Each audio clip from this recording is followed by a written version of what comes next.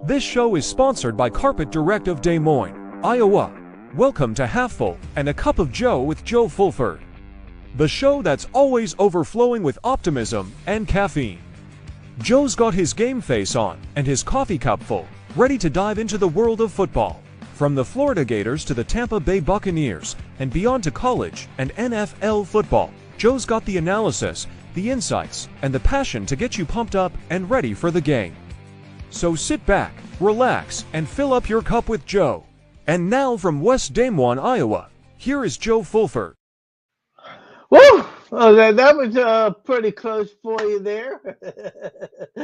We'll talk about that in just a moment.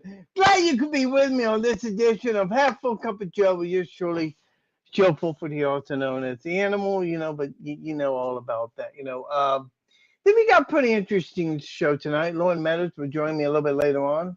We'll talk about what's going on with the Gators as they get ready for their game this weekend. Sorry for the mic thing, so we're just going to leave it like that. Let's see what happens here. Um, um, let's see. There we go. Okay. So anyways, we got Loren Meadows coming up and just a little bit later on. He's got a softball game. He'll try and join me a little bit, and we'll also talk about the Buccaneers, and we talk about some other interesting things that's happening in the world of college football and the NFL. Some news out of that, as well as some news other sports, Major League Baseball, in the race. So you excuse me, want to be sure to join me tonight. And if you got any questions, ask in the comment section. We'll be happy to get to that here as we go on. I apologize for last week. Um, those that know me, wasn't feeling too good, and so I had to take last week off. So I apologize for not showing up, but we are back tonight. We talk a lot about the games in hand, especially with those Tampa Bay Buccaneers, and that's what we're going to begin our telecast tonight. Like, where's my oh, there it is. Where's my Buccaneer hat? Okay, because what's interesting is that got this at the NFL Hall of Fame. Haven't taken the tag off yet. Go figure, So and anyways, I gotta take this off. So anyway, Bucks took on the San Francisco 49ers last Sunday afternoon in San Francisco. They made a game of it. They played very well. But in the end, the Buccaneers came up short in that game, and we'll talk about that in just a minute. Now, a couple of takeaways from the game. First of all, I thought the team overall played well. But the defense had their issues, especially in the fourth quarter. And it really didn't help to see what a star offensive guy go down with an injury in Christian Wilkes, who suffered a knee injury. His status, by the way, it was just a lower leg injury. He should be back for the next game when they come back from the bye in about 2 weeks. Oh, there he is. Hang on just a minute here. All right, so let's see here. Lauren just messaged me. So Lauren will join me. Lauren just let me know he'll come on around 7:30 our time. So he'll be on about 7:30. In the meantime, we'll talk a little bit about the Buccaneers, what happened with the game when they took on the 49ers in Raymond James Stadium. And I thought for the most part it was a well played ball game. There were some defensive lapses, yes. Everybody knows that. Everybody knows that they could have played a lot better. As a matter of fact, Cowboys talked about it the other day with Dan Lucas, and as a matter of fact, let me get that and bring that up if I can. Okay. Let's see here. Let's see what's going on here. Let's see here. All right, so we're going to we're gonna play this for you. This is Tubble's. Um, let's see here. This is let's see here. Let me do this, guys, real quick, okay?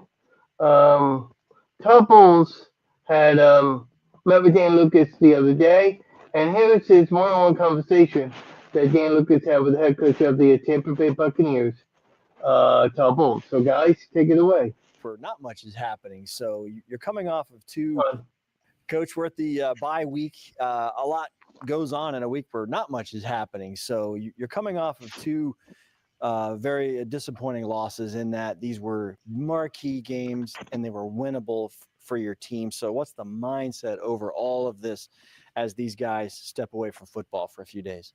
Number one, to get healthy. We got to recalibrate as coaches and as players, and they need the time off, but we got to get healthy first. I don't think we could practice. If we were to practice on Wednesday, we'd probably be walking through. So it didn't make any sense to come in on Wednesday, and they mandated 4 days off. But to get refreshed and recalibrated and understand the little things we have to do when we come back, because we played some tough ball games and we were in every one of them for the most part, and it came down to the end. So if we can correct us and correct the little things when we come back, we plan to be successful. This line seems to get thinner and thinner between a win or a loss in this league, and you weren't alone yesterday. There were some bizarre endings to games. Where is that line for you right now with your own team? When you say little things we got to correct, I mean, are these just one mistake here, or is there something happening big picture that just bothers you? There's one mistake here and there, whether it's a penalty, whether it's missing a tackle, whether it's one thing here or there that turns the tide, whether we get set back for a penalty on third down or we get a TFL, they get a TFL on us and we miss a tackle on a 3-yard pass that goes otherwise. We just got to clean those things up. If we can clean those things up, we'll be fine. You lose Tristan Wirfs in Sunday's game. Two parts to this. One, it sounds like Tristan may be a little lucky on the injury. How do you progress with him moving forward? Well, school will step in if he's not ready to play, but he has a low-grade knee sprain, and we'll take it week by week to see how he's feeling. Obviously, we want him back when he's healthy, but if not, we'll go with school. He did a heck of a job when he came in for him. Justin played the other side earlier in the season, and then it was kind of a rough start, and you kind of helped him out a little bit.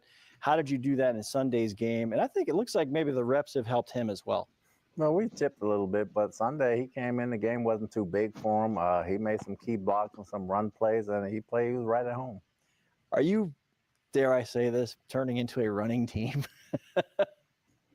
I think we've been a running team. It was overshadowed by a lot of plays by our two receivers, but we've been a running team, and that kind of keeps the pressure off for Baker, but we got to win any way possible.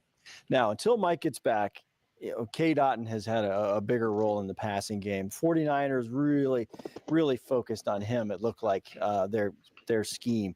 What do you need to do to help Cade now a little bit before this all gets put back together to kind of get that going again? Well, as the other guys get experience, it's first-time game experience with Shep just being in the offense, Ryan coming off the practice squad, Callaway just got here, and obviously Trey's been here a year. So we got guys that can play, and Rock coming off an injury. So we got guys that can play. The chemistry just has to come. Since we have 2 more weeks to work on it, it'll come. They're very talented, but to put them in those type of game situations and them seeing it for the first time, there's going to be a few milks and crannies within the process of it, but we're going to be fine with those guys. You've seen a lot in your career. Baker Mayfield, he takes chances.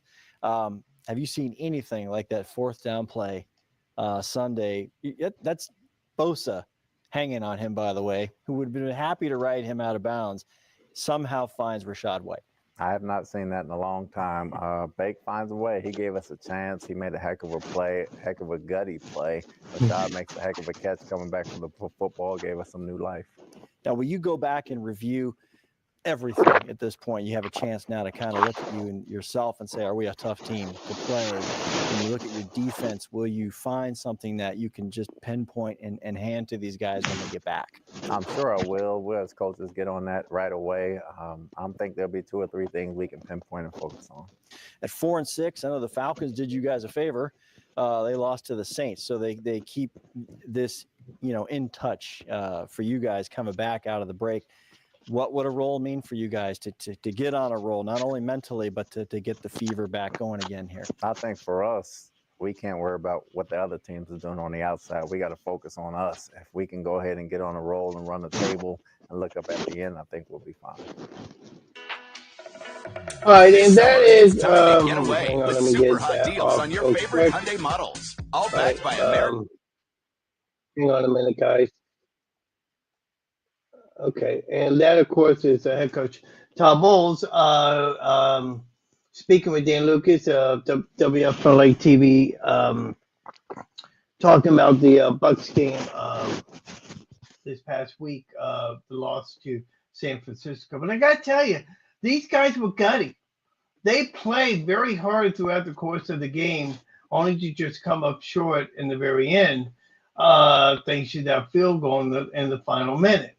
Now, a lot of people would say the Todd Bowles, people have been critical of Todd Bowles and the way he's been playing with this defense and all, but, you know, you can only do what you can do with the injuries that you have right now. And I thought that, considering the amount of injuries that they had, I thought that they played as well as they could have. Thought they played, just as mean and gutty as they did. But however, it didn't turn out, the way that they wanted it. It's interesting. I was going over looking at some of the stats. Brock Purdy, the former Iowa State quarterback here in Ames, who everybody's so proud of here, 25 of 36 for 353 yards and 2 touchdowns. Baker only had through 18 of 29 for 116 yards, while Bucky Irving ran the ball 13 times for 73 yards, and he scored his first touchdown of the year as a Tampa Bay Buccaneer.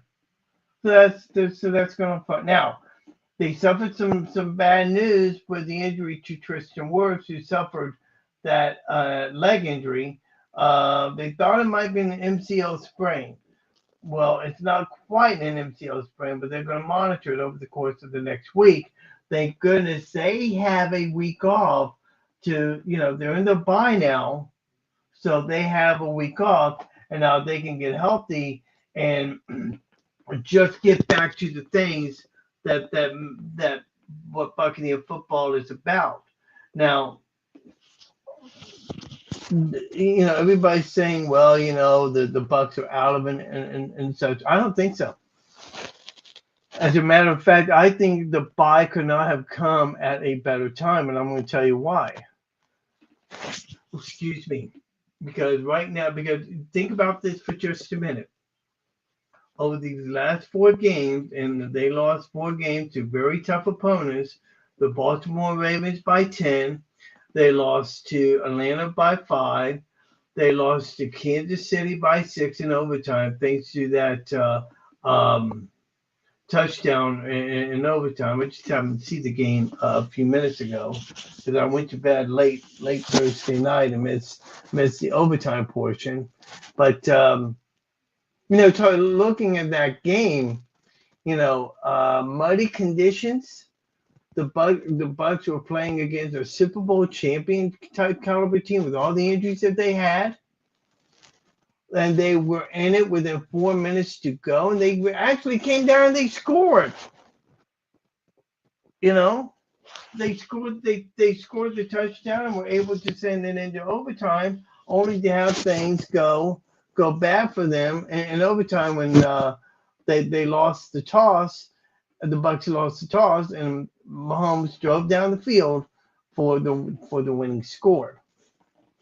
Now, a lot of controversy has been made about the last minute game. Should the Buccaneers have gone for 2?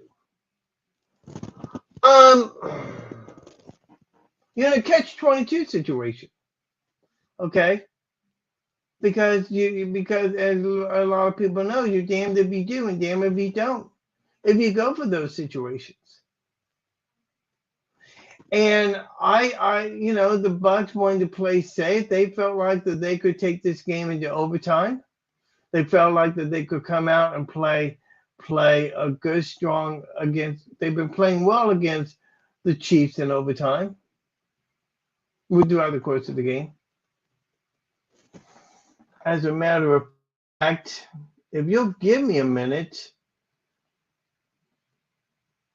that's what I like to do. I like to pull up. Let me pull up the stats in that game real quick.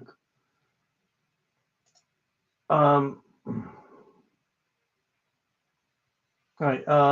Baker, 23-31 to 200 yards. He did not throw a touchdown in the game. Mahomes, 34-24, 291 yards. He threw 3 touchdowns, including the game winner in overtime. Bucky Irving, Bucks didn't have much of a running game, but Kate Otten played big. He caught a touchdown pass. Also, Ryan Miller, he also caught a score as well. I mean, the Bucks held Kansas City down to 400 yards. They had 6 penalties on the day, but but for the most part, they kept Kansas City in check throughout the course of the game. And I thought that was very positive to see, considering what the Bucks have been going through. Am I disappointed in the loss? Yeah, kind of, but not overly dejected. I thought it was a well played ball game. I thought that the defense did as much as they could against a powerhouse guy like Patrick Mahomes. Guys, it's very hard to defeat the Kansas City Chiefs. People need to understand that. And so I think that as we go the rest of the way, now all of a sudden it gets easier for this team. And what I mean by easier is that the Bucks are going to go on a bye. Okay, they're not playing next week. They're on a bye. Then when they come back, they go to at the Giants. They come home to play. Then they go on the road again to play Carolina. Then they come home to take on the Raiders. Then they travel out to LA to play the Chargers. That'll be a 3:25 game Central Time. Vince, and then they come back home and play at Dallas for a Sunday night game. Then they continue it with Carolina at home, and then New Orleans at home. Really and truthfully, the one game that I see that might be a problem for them might be the Dallas Cowboys. That is one team that might give them some problems. Carolina's playing okay, but they're not throwing a party right now. But I think I think the Bucks have things in their favor, and I think they can come out and they can do a lot of good as they get ready for the second half. And I think the bye for the Bucks comes at probably the most perfect time with all the injuries that they're having, and they bolstered their defense today when they got Mike Edwards, who had been with the team before, was part of the Super Bowl team a few years ago. He's back. They signed him today to the roster.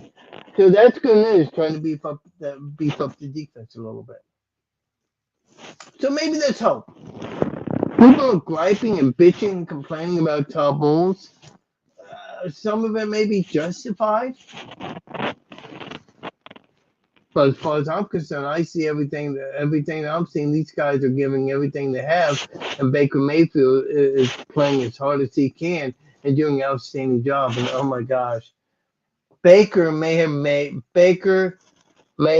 the play of the year with that play he had in the fourth quarter, where San Francisco player was trying to tackle him. He was determined not to get down, and he ran towards the sidelines and threw the ball to the receiver to get the first down to keep that drive going, and potentially winning the game for the not winning but tying the game up for the Buccaneers before San Francisco took the ball back and went down, and they scored the game winner on a field goal. But we have those games. We have those games. And I think that as we get down to the nitty gritty, you know, I think we could see some major. I think we could see a rejuvenation of the Tampa Bay Buccaneers in the second half, and who knows, possibly make the playoffs again. But Animal, Joe, don't you understand they're not playing against the best of talent? You play who you play against. Bucks are responsible for the winning or losing record or who they face. Are they responsible for going out and winning, but and winning ball games? Excuse me, and they've lost the last 4 in a row. And mind you, as we point out those scores a little while ago, they weren't all blowouts. They won every one of them. People will look at just wins and losses. That's all they look at. What you don't see is the quote intangibles during the course of a game, during the course of a season. Okay? Some good, some bad, but all in all, if you're a Buccaneer fan and you're sitting at what 4-6 on the year, you gotta be feeling good about yourselves considering you have a little ways to go. You're surely with you on this edition of Half-Full Cup of Joe. Brought to you by the fine people at Carpet Direct. Now, for all your carpeting needs here in the Des Moines, Iowa area, there's a gentleman who does a great job of installing carpets. And you're watching in the Iowa area and need some carpeting. The winter's coming along, it's snowing and everything. You need some carpeting for your home. Give my good friend Benton Taylor a call. Tell him the Half-Full Cup of Joe sent you, and he'll see what he can do about getting you set up to getting you some new carpeting. And he'll get you taken care of. Carpet Direct, Benton Taylor, the one I will give him a call, and we thank him for being a sponsor on the show. And speaking of Benton Taylor, you know, he's a Barnstormer fan. Barnstormers came out with a schedule. We'll talk about that a little bit later on. That's where I should have gotten on the show. Moji, my good friend Dave Mojison. That's where I should have gotten on the show. Talk a little bit about Buccaneer Iowa Barnstormer football schedule, what's going on. I got to try and get him on next week. Speaking of which, next week on our show, we're working it out, but we're going to try and get Scott Carter on next week to talk about what's going on the inside of the Florida Gators, giving his thoughts on what's happening. And you know, it's amazing. I'm getting away from myself. We'll talk about that. We'll talk about that here in just a little bit. Speaking of the Kansas City Chiefs, they suffered a setback today. Harrison Buckner, the kicker for the Chiefs, he got put on injured reserve today. So he's going to be out for the next 4 weeks. They've signed another kicker, but that's huge. That is huge for the Kansas City Chiefs as they're halfway during the course of the season. Well, yeah, next week. Next week will be the halfway course of the season for the Kansas City Chiefs. For them, Bucks are beyond halfway. They're 4-6 on the year. So let's keep our eyes on that as we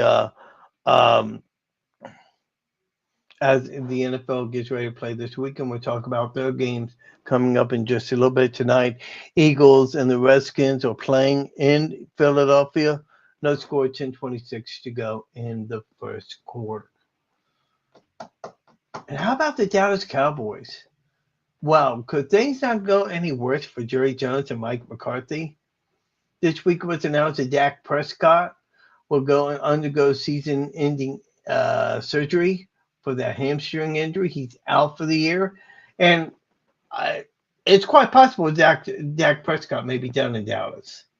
It would not surprise me, and would not surprise me. And Mike McCarthy is out before the end of the year. In fact, they are already fans in Dallas are already talking about bringing fans in Dallas are already talking about bringing none other than Deion Sanders to coach the Dallas Cowboys. Now let's remember something, folks. This Dallas Cowboys team, remember Deion Sanders used to play for the Dallas Cowboys. So in a lot of ways there will be a return home from him for them. And I hope so. Because I'm getting sick and tired of hearing about Deion Sanders in college football. Okay. Now would he go? Who knows? It would be interesting. I think it would sell tickets for Jerry Jones. If anything's going to make it interesting, that's for sure. So we're going to find out about that. Let me do something here. By the way, Loren Meadows will be joining me here in just a few minutes here, and we'll get his thoughts on what's going on in the world of football and everything. Taking a look at something here real quick. Vince Girassi is watching me tonight. Kimberly Seltzer is watching me as well. Great to watching tonight. Y'all got any questions? Post them in the chat room. Would love to answer your questions. Yeah, Vince is a cool guy. In fact, he is a LA Chargers fan. So I'm wondering what type of smack he's gonna bring to me when my team plays his team later on this year. It's gonna be very very interesting for that game, but that is that is down the road. Let's see here. Uh-oh. Oh, this is interesting now. Pro Football Talk, Roger Goodell, is talking about staging 16 international games this year and wants to tie that development to having 18 regular season games. Now, the opening, Goodell says he wants to do this within 5 years. And go from maybe 18 regular season games and two preseason games. And the way they could do this, we talking about a couple of years going 17 games, 8 home, 8 away, 1 neutral. And that neutral game could possibly be overseas. That could be interesting to see how that works out. But the NFL Players Association will, I think, have something to say about that. I mean, I don't think that they really want to. The NFL Players Association wants to do something like that. So it's something interesting. See what happens. Hang on a second, please.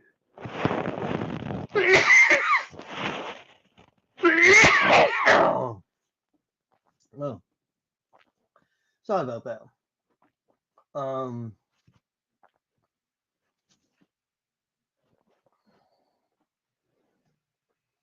Breaking news about the Florida Gators. About the Florida Gators, we'll talk about that in just a minute.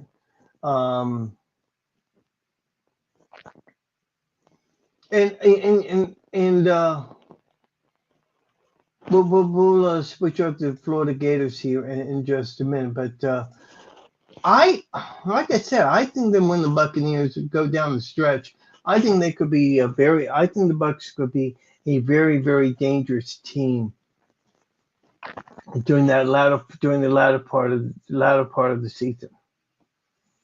I mean, they're not playing the heavy caliber teams, you know, and I don't mind that. I mean, the Bucks, quite frankly, are not ready for the Ravens. They're not ready for the 49ers. Even though they tried their damnedest to beat them, and they played toe to toe with them, just couldn't come out on top and beat them. I don't have a problem with how the game was played. I don't have a problem with how the Kansas City game turned out. But they were right there with them. All you can do, guys, is just play the game and look. As Troy Aikman said during the Kansas City game, 4 minutes to go, you're on a game time drive on rainy conditions, playing against an undefeated team, the best in the National Football League. What more would you want? You know, you want a W. But these past two games, you can't sit here and say you haven't been excited about it. I don't know what to tell you. It is a little bit frustrating, yes. It's also exciting as well. Again, they're on a bye. The Bucks are on a bye this week. Then they'll take on the Giants in East Rutherford. And we'll see if Daniel Jones gets the nod for that game. Should be many things. Should be fun. Very interesting to see what happens during the course of next week. And we'll keep an eye on the Tristan Wirfs situation. Hopefully, we can all get an update on that as we get closer next week. But the Bucks will be off this week. So that's good for them. Get out of town, get away from football. We're in the coaching staff. Get away from everything. Heck, that's what you should be doing. This is the Animal coming at you in this edition of Animal Football, Half-Ful and Cup of Joe. Let's see here. And Loren Meadows will be standing by talking with Loren Meadows as we talk before the game of football. But you like the hair that I've done here? I got my hair mostly shaved, and you know I'm going with the Billy Napier look. You know, that's where I look at it. I'm going with the Billy Napier look. You know, the beard and everything. I mean, whether you like it or not. You know, I always like to get opinions. Well, let's turn our attention to the Florida Gators as we get ready for them this week, as they will return home to take on the LSU Fighting Tigers. Now, of course, you know by now the Gators travel to the confines of Texas to take on the Texas Longhorns, and final score 49-17. Gators were never in it. DJ Magway did not play in the game. They had the third string backup quarterback, Aiden Warner, who was 12 of 25 for 132 yards, 2 interceptions, and one sack. But man, Jaden Ball and Jacoby Jackson. Okay, if there's a bright spot, but number one, a lot of people were saying Peter Burns, including Peter Burns of the SEC Network and SEC this morning, kept saying Gators aren't going to score. They'll be scoreless and everything. They come out and end up getting 17 points. Granted, it wasn't against the first team, but they got 17 points. And for Jacoby Jackson, 19 carries, 116 yards. One touchdown on the day. Jaden Ball also scored a touchdown. 19 carries for 90 yards. And maybe, just maybe, they have found the running game, along with the receivers and Tremere Decay, who have 5 catches for 95 yards. Arliss Boardingham, he also made some receptions as well. I mean, these guys are starting to make some plays. But it comes a little at a time. When you have a quarterback like Warner, I mean, he's not always going to. This is a redshirt kid. This is a freshman. You know. Now, have we had DJ Lagway in there? Maybe, maybe this team could have done some things. Maybe the score would have been kept closer. But I don't think they were going to win. Spring Ewers, guys, the man was just on fire. 19, 27, 333 yards through 5 scores against the Florida Gators. Okay. So we can just wipe out that game and just get it over with completely. Okay? Just wipe it out and focus on LSU. Now, some big news came down roughly about 1 hour ago. Kevin Brockway is reporting that Billy Napier, if I can find it here, according to Kevin Brockway and Pete Thamel, DJ Lagway will return for Florida against LSU and is expected to start on Saturday. Billy Napier made that announcement tonight on his radio show. For more on that and all things Florida Gators and any other thing that the man wants to talk about here, because he is the man, he is the myth, and he's not a legend. Not yet, but one day he's going to be. And hopefully Buddy Martin will recognize that. He is the man, Mr. Loren Meadows. In the dark, you gotta have some light, son. You're kind of blinded by the light. You know what I'm saying? I apologize, man. I'm just ripping and running tonight, but I didn't want to miss the opportunity to be on with you. So I appreciate that. Well, Kevin Brockway and Pete Thamel are both reporting tonight that Billy on his radio show has announced DJ Lagway will be back at quarterback, and that could not happen at a better time. Yeah, I mean, you talk about a hamstring injury. I mean, obviously, those things can be tedious to deal with, but the fact that he's able to come back. I mean, nowadays with the treatment and things like that, so he'll definitely be able to start the game. I mean, obviously they'll have him on the bike in between series and things like that, just keeping that thing warm and stretched out, things like that. So, just how he could deal with it. Hamstrings can be tricky, but the fact that there wasn't any, full tear that was shown in the MRI, even a micro tear was always positive.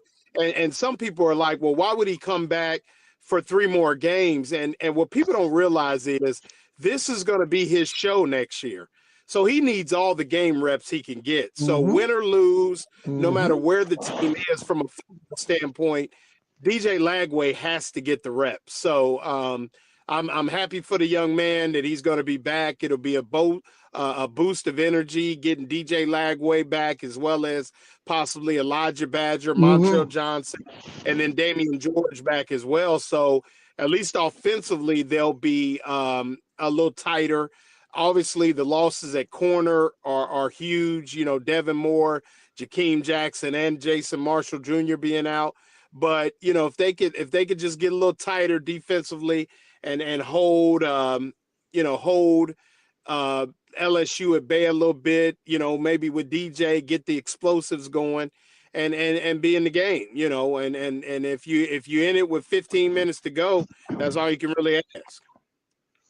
Loren Meadows on this edition of Half-Ful Cup of Joe. Loren coming from Gainesville, where he was you were at a softball game. Were you playing in the softball game, or were you watching? You see, I got my jersey on. I was playing. It's kind of a beer league type of deal. It's nothing. Nothing. Some co-ed softball, but I thought maybe there was coaches out there looking at you scholarship wise, possibly coming on playing on the same team. I'm past that. You're past that time, aren't you? honesty, I'm probably more glove than I am stick. There you I'm go. There you go. some speed, so I get it on the ground and beat it out. But I'm not hitting no homers or anything like that. You don't have to worry about that. Texas was a game that I think everybody knew that this Florida Gators. Texas, I think, was not going to be a game that Florida was going to win. I think we knew that going into the week, because of the way Texas is and the way they played and everything. But I thought that for the most part, the Gators played as well as they could, considering everything that's happened. I mean, your thoughts on the game? I mean, I don't know. Maybe I'm not seeing something you are. They did not play well at all, Okay. and Billy Napier was the first to say that. I think he was actually kind of disturbed that they played that poorly on defense. I mean, you look at 5 touchdowns, the ball carrier wasn't touched, and then there Yeah, was a that's couple sure times. too. Okay. Yeah. And there was a couple times where they just undisciplined, not kind of got out of it with their eye discipline, and then they just missed some one-on-one tackles, and you got to make those plays at this level. You just can't. So no, they didn't. I mean, offensively they could have helped Warner, and they did some good things and had some things going at times, but defensively, I mean, that was about as poor a game they've played in probably 5 weeks. And Billy Napier was very. I mean, obviously, he never takes his units to task, but he was very clear that it just was not a great day for them defensively. So, I mean, you think about it. Quinn Ewers hadn't thrown for 300 yards the entire season, and he threw for 300 yards against the Gators and 5 touchdowns. Now, obviously, he wasn't driving the ball down the field, but 7 points is 7 points, and Yeah. so no, I think this will be if I'm the Florida defense, obviously playing against another good quarterback and Garrett Nussmeier, I would definitely want to get my stuff together a little bit. I mean, me personally. LSU looks to be the kind of game that could be a return game for this team. I mean, let's face it, LSU is not in the same category as Texas. I mean, I think man for No, man, pound for pound, I think this could be. I think this could be one of the better matchups that we have this weekend. I mean, I think they match up well. I don't. well, no. I mean, it's definitely a game. I mean, now you got the quarterback back in Yeah. Lagway.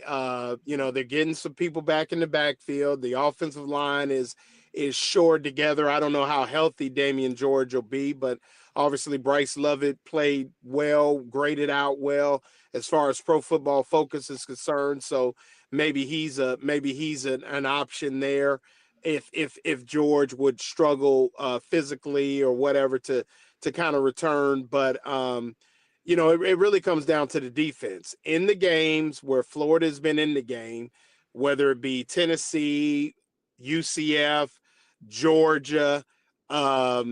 They have been able to put together a solid defensive performance. A performance where they can say, okay, a Kentucky, you know, they have played it. This team from now on will go as far as the defense takes them. So if they're able to hold LSU to, you know, 17 to 24 to 28 points and then score some points, I mean, they got to create some turnovers. And I mean, they have to. And you look at the Tennessee game, you look at the Kentucky game, the Georgia game, they were able to create some turnovers, and that's what they have to do. They got to get up and take the ball away from LSU, basically the same way Alabama was able to do, Texas A&M was able to do. You got to force Nussmeier into some off-platform throws, get him off his spot, and get some turnovers. Yeah, yeah, it's kind of interesting. I mean, I look at LSU and I see a team that has a lot of weaknesses, and I think that Florida can take advantage of them, especially with Badger coming back and Jamie George, as you said, That's going to be a big plus for them. What did you take from this weekend, this past weekend in college football? Georgia's not the same team. Georgia's not the same team we thought that they were going to be. No, parity. That's what just it just screams parity with the transfer portal and high school recruiting becoming more obsolete. I mean, you think about it, in 2 weeks, we got, a showdown in the Big Ten that we never thought we were going to have going into the season with Indiana and Ohio State. I mean, you look at Alabama, where a lot of people had them kind of left for dead. And here they are, they go in and put foot in LSU in Death Valley. Obviously, we saw what happened at Vaught Hemingway Stadium. I mean, you got Colorado, who's improved. You got the BYUs of the world that, despite, having a ton of Mormons on the squad, they get enough Christians to come in as well and do some things, So you just, no, I'm saying that in a good way. Oh, I know. I'm saying that they've been able to, something in Provo is attracting people to that school as transfers and things like that. So, you're just seeing a lot of parity. Texas A&M, a couple transfers they've gotten from Florida have been able to do some things. I mean, it just the parity that is going to start to exist. And somebody brought up a good point, and I think this is lost on people. We got to get out the realm of, like, for instance, Georgia does have the 2 losses, right? 2 losses, right? Yep. But with 2 losses, depending on how this thing finishes out, if they go and beat Tennessee, a 2-loss Georgia team could end up being the national champion. Of course, so, yes. Because depth and experience, because now you're not just playing 14 games, you're playing 17. So, I think as fans, we still look at it, well, if a team's got 2 losses, well, they're left for dead. And I caution people that want to leave Georgia out of, i.e. the playoff or being in the mix, because, not, all 2 losses are not the same. And you think about it, their 2 losses are to Alabama by 7 in Tuscaloosa.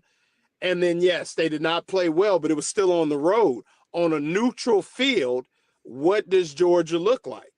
Yeah. And I'm not saying Georgia. I'm just saying teams like that, because of the playoff and because you have to now put together, and let's say Georgia gets in but doesn't play in the SEC championship game. So it's like a pseudo off week, and now they're rested and have the ability to come into this thing and win the whole thing. So, I think that when I agree, they may not be on the eye test what we think, but I think the eye test is going to have to be carried almost week to week because of the 12-team playoff.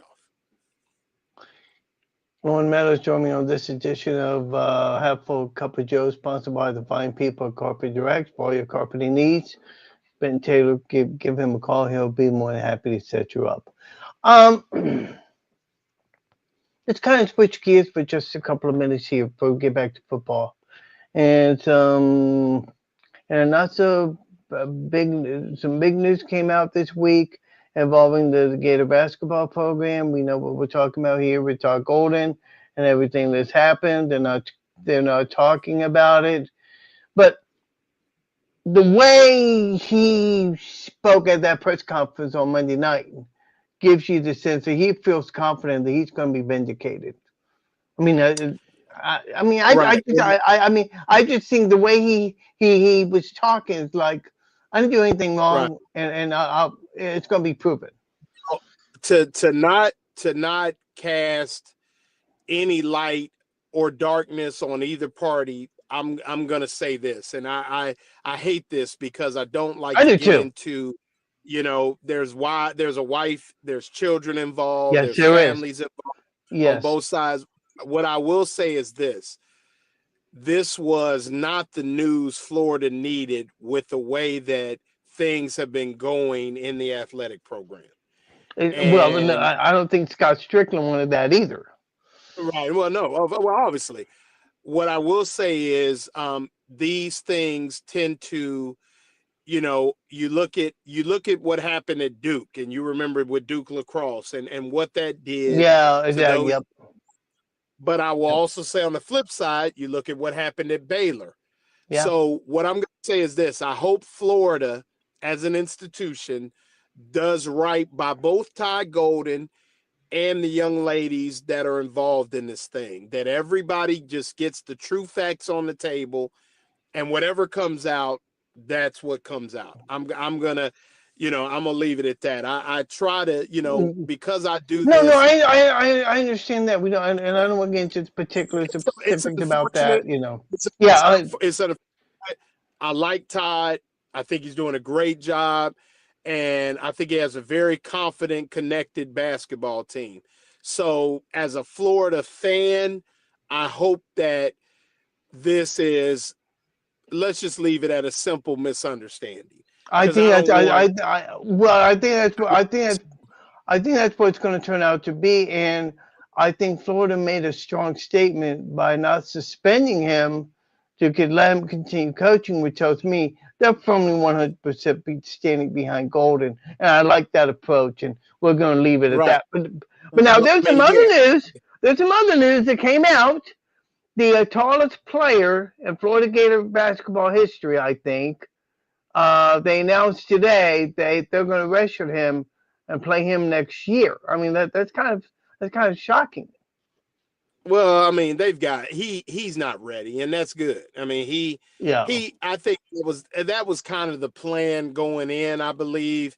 And I mean, he's further along than you would think he is, but they've got enough down low. I mean, they've got enough down low with Condon and Hauk and I don't want to butcher his name. Chinalu, I think, is the kid from Washington State. Right. I knew you're talking about 6'11", and so they don't really need him. I mean, it would almost be, it would be dump truck minutes anyway, and you might as well let him get stronger, get more mature, get into his body as an adult. And yeah, I mean, they don't need him, and so he's not right now he's not a difference maker for that team. But with another year or two of seasoning, because they'll have hand locked in next year, and they'll still have Hauk and Condon. So I mean, he can almost take 2 years to truly get to the point where he's ready to play Division I basketball.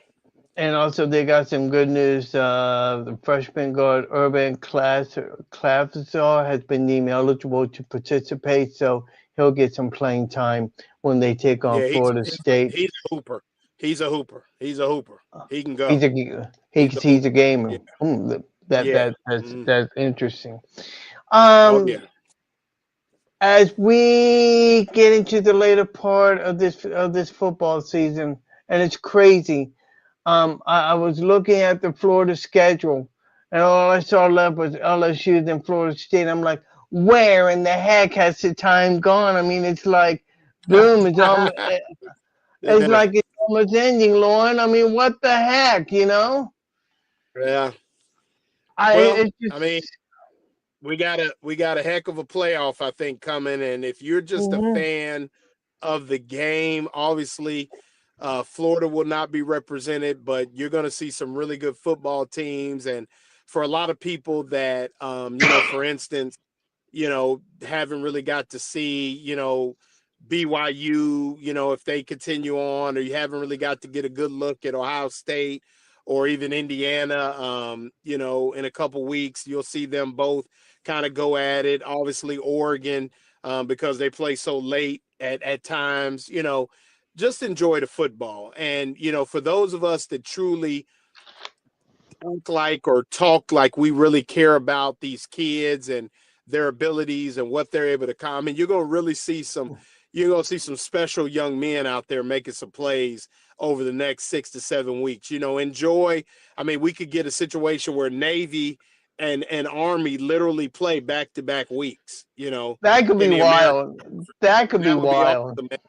That would really be awesome. That could be. I mean, so just enjoy the moments. The first year of this thing, it's only going to get better. And like I tell people, if you've been put off by the NIL and some of this stuff that's going on in the transfer portal, once you kick the ball off, and I've said this on your show, the field is still 100 yards long, 53 and a third wide, still 22 guys on there trying to break each other's will. And that's what's great about this game,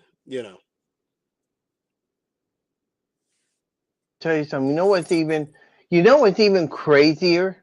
I just happened to remember it. I cannot recall the last time that every single Florida team lost in the weekend of football, both college and professional. Thank God for the Miami Dolphins who won on Monday night against the Rams. They won their game. So I mean, there was some saving grace because I don't remember the last time, and I don't remember the last time that happened. That is. Now, was it all the Division I schools, or did the HBCU? Oh, I don't know about Florida, HBCU. As far as I know, all schools lost. That's what I heard. I don't know. So did Bethune-Cookman lose? Did FAMU? I think FAMU lost. So yeah, I'm not sure if Bethune-Cookman lost. But wow, yeah. I mean, when did you look? I didn't look that. When was the last time that actually happened? I don't know. Did anybody I don't even know how to find that out. So I mean that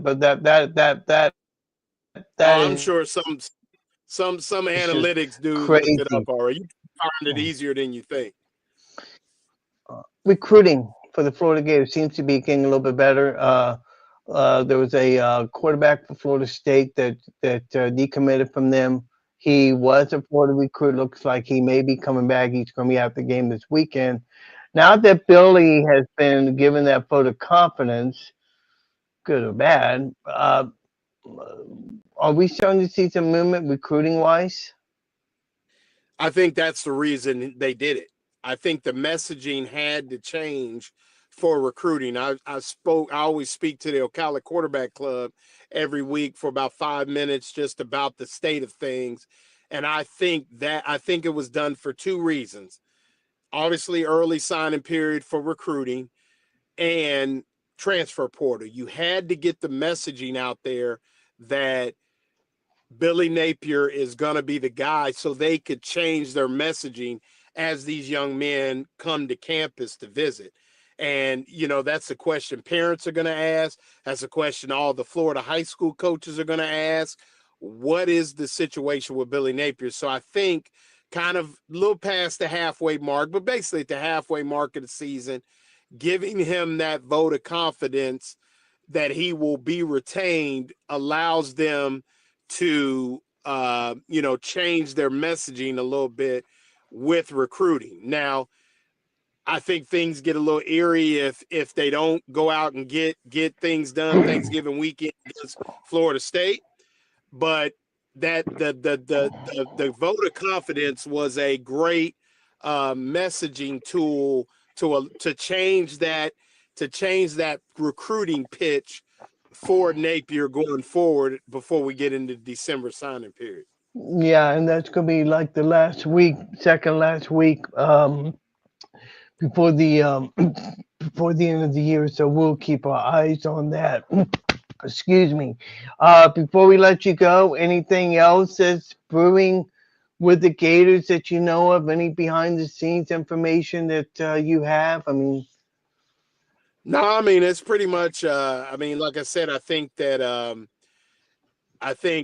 kind of going forward, if I was to guess, the Gators should have 19 starters returning. They have some guys that are eligible for the draft. I'm not going to say names. You could probably figure them out if you want. But there are several that are eligible for the draft that right now are leaning on returning. So you look at the DJ Lagway coming back. You look at having basically your offensive line intact. Some really nice players on the defensive line, people at linebacker, some guys in the secondary that can, possibly get another year, a fifth or sixth year even. and you look at a team that's got 19 of 22 starters back, and now there's no question whose team it is. It will be DJ Lagway's team, and because of that, I think you're going to see an influx of transfer guys that are going to say to themselves, hey, if I come in and I perform well, I could maybe then become, I may be a second day draft guy or a third day draft guy. And now I'm a sure second day draft guy, and that kind of thing. Because if Lagway has a good year, and let's say I'm blocking for Lagway or I'm catching passes from Lagway, it's gonna be, think about it. The Yes. fact that Graham Mertz was able to complete 70% of his passes in 2023 is a huge reason why Ricky Pearsall was a first-round draft pick. So I think that same reasoning is going to resonate with a lot of guys who are going to want to come play with a player that's able to get the ball downfield, stretch the defense, is dynamic, and they're going to say, hey, man, he's a really good dude. It's 70 degrees year-round in Gainesville, Florida. That might be the move. Speaking of Graham, saw him on the sidelines I saw him on the sidelines at the Texas game. Looks to be heavily involved in the offense and stuff still. What's his future? I mean, is he going to try and play pro ball? I mean, is that his thing going forward, or does he have a thing for coaching? I mean, I think it'd be great if he got brought back as a coach or something, but I don't know. I mean, obviously, I think Graham will exhaust his physical ability first before he looks into that. But you think about it, I mean, he's probably, I mean, it happened fairly early in the season, but not early. And for a quarterback, I mean, nowadays it's different. But, you think about draft time and things like that. I mean, he probably won't be able to show that he can, play and things like that.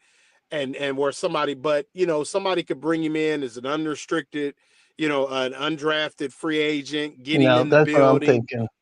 get him learning, and I know there's rules against that. I don't know how that is, but I think, somebody could do that, or he could say, hey, don't draft me, let me rehab. Then, they could bring him back for the combine in 2025, so 2026, excuse me. Right. So he could sit the whole year, train, and then, they'd be stupid not to let him come to, and he definitely come to Florida's pro day and throw. So, yeah, I mean, I think he's, it's, the NFL is not out of the question for him, but obviously he's going to rehab and get himself to a certain point first, Before we let you go, one final thing. Are we going to expect any coaching changes in the off season? I would say some, yeah. I would say, okay. All right. My recommendation would be, as much as Billy Napier wants to call plays, I would hand that duty over to someone else. I don't know who. I don't know if that person's already on the staff, but I would give up the primary play calling duties, because I do think that him calling the plays is a direct, the byproduct of that is some of the procedural things we see from time to time from this football team. Just my opinion. So does he bring someone in different that, has a system that is maybe more conducive to what Lagway and maybe some of the other quarterbacks they may bring in the future are capable of doing? Do they make a change defensively? I think they're pretty pleased with maybe what Will Harris has been able to do in the secondary. Gerald Chapman, I mean, they've gotten more pressure than they got last year. What do they do with Ron Roberts, Austin Armstrong? I mean, does Rob? I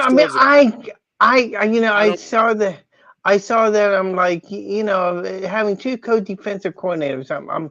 I'm not in favor of that. I get a feeling one of those might be let go. Let's get together next week and discuss this LSU game, hopefully with better lighting, and get that electric bill paid, will you, son? I mean, good Lord of mercy. That's GM lighting right there. GM. That's GM for you. Hey, listen, thank you I so much for joining me. I appreciate it, Lauren. appreciate you, man. All All right, right, I'll be thank talking to you. you. Bye bye. Okay. Loren Meadows, the darkness of Loren Meadows bring things to light here on Half-Full Cup of Joe as we get ready to wind it down for this weekend. So we told you the Buccaneers are not playing this week, but there's a lot of great games going on this weekend in the National Football League. Washington, Philadelphia is playing right now. Then the second quarter, 10 minutes to go, 7-0 Washington. Packers will be in Chicago for a 12 o'clock game. These are 12 p.m. Central Time games. Packers at Bears, Jacksonville at Detroit, Minnesota, Tennessee, Las Vegas at Miami. The Rams will be at New England, Cleveland at New Orleans, Colts at the Jets, and Baltimore at Pittsburgh. 4 o'clock games will feature Atlanta, Denver, Seattle, San Francisco, KC at Buffalo. We play the AFC Championship game. CBS has that game. So that's going to be an interesting matchup. And Sunday night, Cincinnati Bengals will be at the LA Chargers. So, Vince, you better get plenty of sleep before you stay up and watch that game. He shouldn't be at Dallas for a Monday night game. Now, as far as the college football and the games that are coming up this weekend. Quite a good number of games this weekend. Let's see. Starting on Friday, UCLA will be at Washington, Houston, Arizona. Saturday games, we're going to go through the SEC. Ohio State will be at Northwestern. Texas will be at Arkansas. Clemson at Pittsburgh. Other games that we want to keep our eye on, Michigan State at Illinois. Let's see, Virginia will be at Notre Dame, 3:30 p.m. Eastern Time. LSU will be at Florida. Danny Dorfacek. I forget who the other two people are going to be calling the game for the Gator LSU at Florida. South Florida will be at Charlotte. Let's see. Other games in the SEC that we want to keep our eye on. Tennessee will be at Georgia. That'd be ABC. New Mexico State at Texas A&M. Cincinnati will be at Iowa State. Where Iowa State took it on the chin last week. And those are the big games that you want to keep your eye on. Let's see, for you Gator fans that are watching real quick, let's see here. If you are going to, hang on here just a second, I want to do one thing real quick. If you are going to the game, this week, let's see here. Let's see. Okay. No, I don't want that. I just saw it a moment ago. Let's see here. In the initiatives, okay. Marty McGee will be at the game on the SEC Network at 9 a.m. Followed by SEC SEC Now for Lord Rutledge and Company. They'll be in Gainesville. 1:10 will be the Gator Walk. Keep that in mind. And then the gates will open at 2 p.m. Eastern Time. So it should be a great matchup. All in all, it's going to be a great time this week. You want to be watching out for the Gators this weekend. Then Sunday, the big game, Chiefs to be at Buffalo. It's going to be a great game. I don't know who I want because Josh Allen, I think, is going to have a great game. Yeah, Barry says, yeah, let's go Chief. Yeah. Yeah, you can go, Barry. Yeah, okay, relax. I'm kidding, but no, Kansas City is a great team and they do a great job. Well, I'm gonna get out of here. Thank you all for joining me tonight. It's been great. It's been fun. It's been really fun, and we're gonna catch you all next Thursday night at 7 o'clock. We'll talk about hopefully what's gonna be an LSU win, getting them closer to hopefully postseason play. We'll talk about that and get you ready for the Bucs game as they head on to New York take on the football Giants. My thanks to Loren Meadows for joining me tonight. You all make it a great day. And I always like to say, if you're not a Gator, you're primed to be Gator bait. Good night, everybody. Thanks for joining Joe Fulford on Half-Full and a Cup of Joe. Don't forget to tune in next time for more football talk, analysis, and fun. Follow us on social media to stay up to date on all things Half-Full and a Cup of Joe. And remember, always keep your cup half full and your team spirit full. See you next time.